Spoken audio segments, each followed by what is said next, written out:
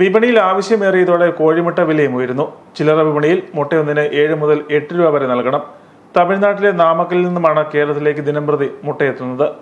1 കോടിയോളം മുട്ടയാണ് ദിവസേന കേരളത്തിലേക്ക് എത്തുന്നത്. ക്രിസ്മസ് പുതുവത്സരങ്ങളോടനുബന്ധിച്ച് കേക്ക് ഉണ്ടാക്കാനും മറ്റുമായി മുട്ടയ്ക്ക് ആവശ്യക്കാരേറുന്നതോടെ നവംബർ ഡിസംബർ മാസങ്ങളിൽ മുട്ട വില വർദ്ധിക്കുന്നത് പതിവാണ്. ഈ വർഷം പതിവിലുമേറെ വിലവർധന ഉണ്ടായതായി മുട്ട വ്യാപാരികൾ പറയുന്നു.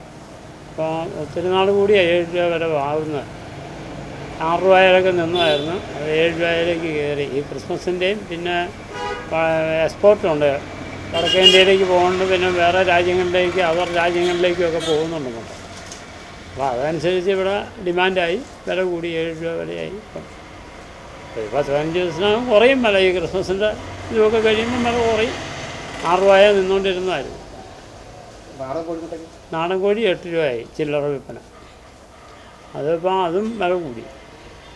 അത് 7 രൂപയിൽ നിന്നുകൊണ്ടിരുന്നത് 8 താറാമുട്ടയ്ക്കാണ് 9 രൂപ. നാമക്കലിൽ ദിവസം 7 കോടിയിലധികം മുട്ട ഉൽപ്പാദിപ്പിക്കുന്നുണ്ട്. കേരളത്തിന് പുറമെ കർണാടകയിലേക്കും വിദേശ രാജ്യങ്ങളിലേക്കും ഇവിടെ നിന്നും മുട്ട കയറ്റുമതി ചെയ്യുന്നുണ്ട്.